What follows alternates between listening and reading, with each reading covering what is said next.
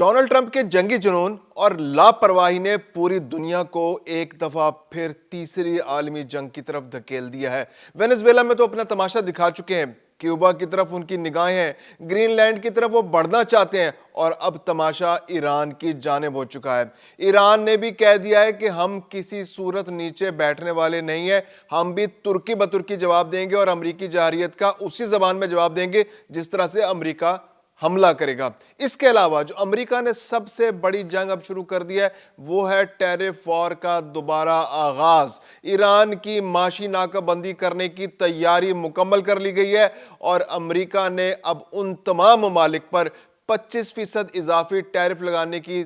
تیاری کر لی ہے جو ایران کے ساتھ کسی بھی صورت تجارت کر رہے ہیں۔ یعنی کہ وہ ممالک جو چین اور جن میں شامل ہے روس شامل ہے، جس میں ترکی شامل ہے، جس میں انڈیا شامل ہے، جس میں ملیشیا اور کچھ اور ممالک شامل ہیں، یہ وہ ممالک ہیں جو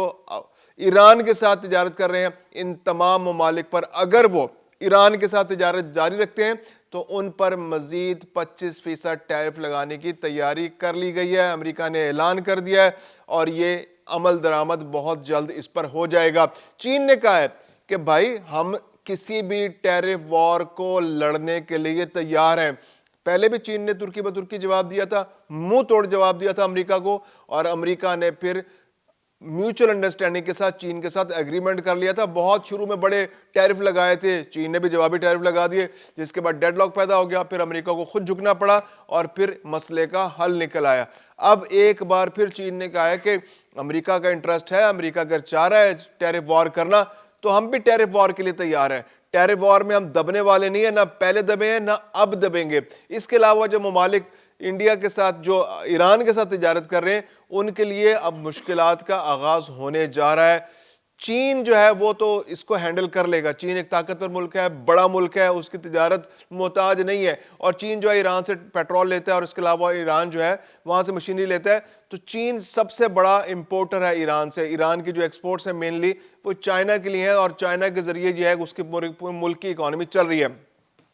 اس کے علاوہ انڈیا کے ساتھ بہت گہرے تعلقات ہیں ایران کے، اور اس میں اضافہ ہوتا چلا جا رہا ہے۔ اگرچہ اسرائیل والے حملے کے بعد انڈیا سے ذرا دلوں میں کٹائی آ گئی، کیونکہ اسرائیل کی گود میں بیٹھا رہتا ہے انڈیا، اور بہت کلوز ریلیشن شپ ہے، اور غزہ والا جو ان کا فارمولہ ہے، جو غزہ والا فارمیٹ ہے، وہ اس کو تو اپلائی کرنا چاہ رہا تھا پاکستان کے اندر بھی، لیکن پاکستان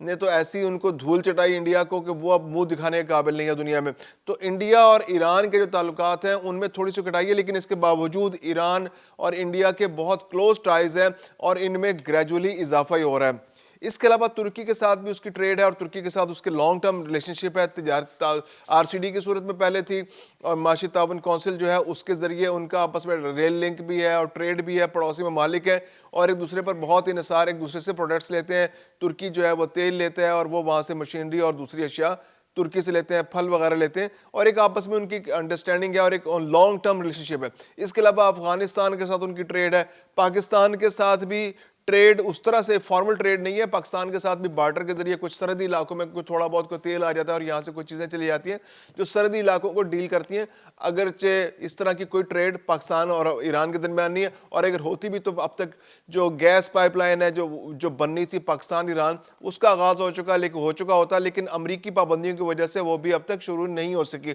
تو یہ اس بات کی انڈیکیشن ہے کہ پاکستان اور ایران کے درمیان فارمل ٹریڈ نہ ہونے کے برابر ہے۔ اسمگلنگ کی صورت میں کوئی تیل سرحدی علاقوں سے آتا ہے اور اس کے بدلے کوئی سامان چلا جاتا ہے، تو کرنسی بھی ڈٹرمن نہیں ہے، وہ سامان کے بدلے سامان کچھ سرحدی علاقوں میں ہو رہا ہے، لیکن فارمل ٹریڈ نہ ہونے کے برابر ہے۔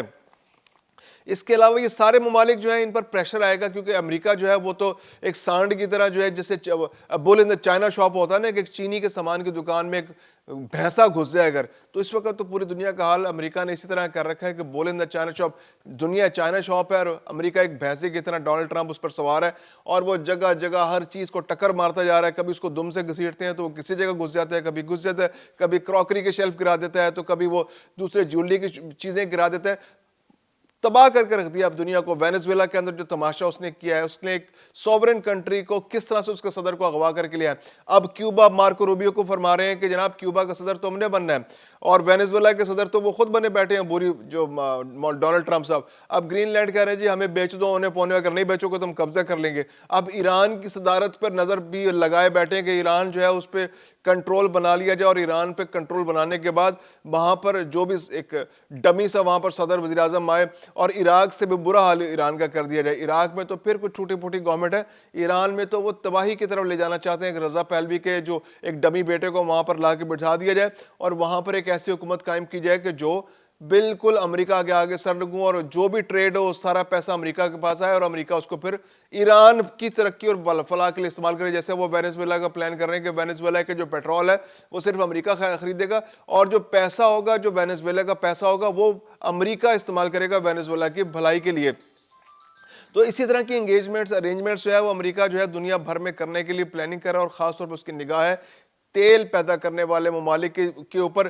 پہلے بھی جو پچھلے سال جو جنگ ہوئی تھی اس کے اندر اسرائیل کے ذریعے اسرائیل کو استعمال کر کے حملہ کرایا گیا ایران کے اوپر, ایران کو کمزور کرنے کی کوشش کی گئی, لیکن ایران جو ہے متحد رہا اس کے اندر. لیکن اب جو 28 دسمبر سے جو مظاہرے ہو رہے ہیں, ان مظاہروں کو استعمال کر کے امریکہ جو ہے ایران کے اندر ایک بغاوت کی صورت پیدا کر رہا ہے, اور ایران کے لیے بہت بڑا جو ہے نا اس وقت چیلنج واقعی پیدا ہوا ہے کہ ان مظاہروں کی وجہ سے ایران جو ہے اس کی اندرونی سلامتی جو ہے وہ کمپرومائز ہو گئی. اب تک رپورٹس کے مطابق 600 سے زائد افراد جو ہیں ان مظاہروں میں مظاہرین مارے جا چکے ہیں, اور رپورٹس کے مطابق 114 پولیس اہلکار اس میں مارے چکے ہیں, پولیس اور سیکورٹی اہلکار مارے جا چکے ہیں, جبکہ 10,600 سے زیادہ, یعنی یوں سمجھیے کہ تقریباً 11,000 مظاہرین اب تک گرفتار ہو چکے ہیں. اگرچہ ان مظاہرین میں کبھی شدت آ جاتی ہے اور اس میں کبھی اضافہ ہو جاتا ہے, لیکن مظاہرے بھی 3 طرح کے ہو رہے ہیں. ایک مظاہرے وہ ہیں جو اوریجنل مظاہرے ہیں, جو عوام کی جانب سے مظاہرے کیے جا رہے ہیں یا اپوزیشن جماعتوں کی جانب سے مظاہرے کیے جا رہے ہیں, اور وہ ضروری نہیں کہ وہ امریکہ کی ایما پر کیے جا رہے ہوں.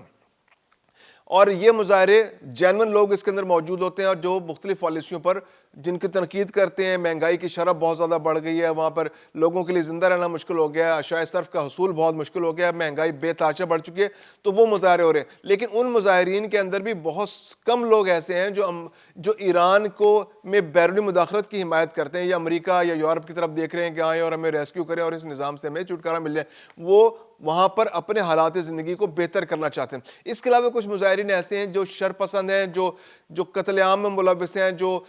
وہاں پر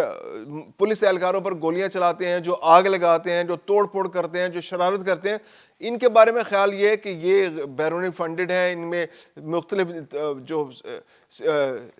جیسے سی آئی اے کے ایجنٹس الزام لگاتا ہے, ایران الزام لگاتا ہے کہ سی آئی اے کے ایجنٹس اس میں شامل ہیں, کچھ لوگوں کو گرفتار بھی کیا ہے پستولوں کے ساتھ. ایسے لوگ اسلحے کے زور پر سیکورٹی اہلکاروں پر حملہ کرتے ہیں, اور اس کے پھر جوابی کارروائی میں سیکورٹی اہلکار جب فائرنگ کرتے ہیں تو مظاہرین کی بڑی تعداد ماری جاتی ہے. تو اس طرح کے واقعات بھی بہت سارے ہو رہے ہیں. اچھا, گزشتہ روز یہ ہوا کہ جب ایران کے اندر گورنمنٹ نے بھی مظاہرے کیا, اور گورنمنٹ کی جو سیاسی پارٹیاں جو گورنمنٹ کے سپورٹرز ہیں وہ بھی سڑکوں پر آئے, اور انہوں نے اپنی حکومت کے ساتھ یکجہتی کا اظہار کیا, اور انہوں نے کہا جی کہ جو مظاہرے ہو رہے ہیں یہ غلط ہو رہے ہیں, اور ہم کسی صورت بھی امریکہ اور اسرائیل اور ان کے جو ایجنڈا ہے اس پر عمل نہیں کریں گے. اسرائیل بڑا ایکسائٹڈ ہے اس وقت, اسرائیل اور امریکہ بہت زیادہ ایکسائٹڈ ہے. وہ مظاہرین کی سفارتی مدد بھی کر رہے ہیں, مالی مدد بھی کر رہے ہیں, اسلحہ بھی فراہم کر رہے ہیں. اس کے علاوہ جو وہاں پر تحریک آزادی کی تحریکیں چل رہی ہیں ایران کے اندر, 2-3 تحریکیں چل رہی ہیں, جیسے کردستان کی تحریک چل رہی ہے, وہاں پر بلوچستان کی آزادی کی تحریک چل رہی ہے, تو ان کے پاس بھی اسلحہ موجود ہے. تو وہی ایک رستہ استعمال کیا جا رہا ہے. ماہرین کہتے ہیں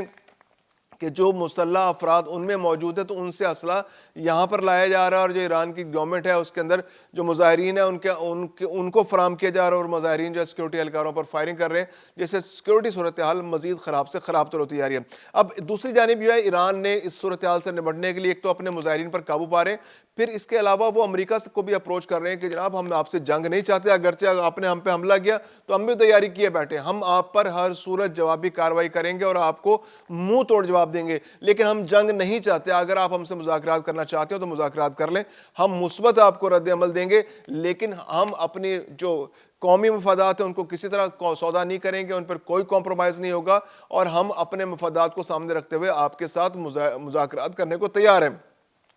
اب دیکھنا یہ پڑے گا کہ مذاکرات ہو کن باتوں پر ہیں. مذاکرات امریکہ کا دباؤ تو یہی ہوتا ہے کہ بھئی آپ کے پاس جو یورینیم کا جو سیٹ اپ موجود ہے, جو آپ نے ایٹمی ہتھیار بنانے کے لیے جو ایٹمی ریئیکٹرز آپ نے لگا رکھے ہیں, کہ اس میں آپ ایٹمی ہتھیار تو تیار نہیں کر رہے. IAEA کے ساتھ جو ہے ایران کے تعلقات خراب ہو گئے کیونکہ جب سے امریکہ نے حملہ کیا ایٹمی ریئیکٹرز پر اور نقصان پہنچایا تو ایران نے IAEA کے جو نگران تھے ان کو اپنے پاس جو آنے سے منع کر دیا تھا. اب ان کے جو نگرانی سے ایران نکل گیا تھا وہ ہے معاملہ. اس کے علاوہ جو ایران پر پابندیاں بے تحاشا لگی ہوئی ہیں, اس کے جو بہت سارے دوسرے ممالک میں جو ان کے پیسے ہیں وہ پھنسے ہوئے ہیں, جو ان کے فنڈز فریز ہوئے ہیں, وہ سارے معاملات ہیں. تو اگر ایران جو ہے اس وقت ٹیکٹفلی ڈیل کرتا ہے, اگرچہ اس کے امکانات بہت کم ہے کیونکہ امریکہ اپنی شرائط کے علاوہ پیچھے ہٹنے کو تیار نہیں ہے. وہ یہ چاہتا ہے کہ جو اس کا ایجنڈا اس پر 100% عمل کیا جائے, ایران کے جو آئل ریزروز ہیں ان پر اس کا کنٹرول براہ راست یا بالواسطہ بنے, اور جو وہاں پر ایٹمی ریئیکٹرز ہیں ان پر جو ان کا مکمل خاتمہ, اور اسرائیل کے لیے جو ایران تھریٹ ہے اس خطے کے اندر اس کا مکمل طور پر ڈیفیوز کیا جائے. ایون امریکہ تو یہ بھی چاہتا ہے کہ اگر اسرائیل ایران پر حملہ کرے تو ایران اس پر جوابی کارروائی بھی نہ کرے. اگر امریکہ حملہ کرے تو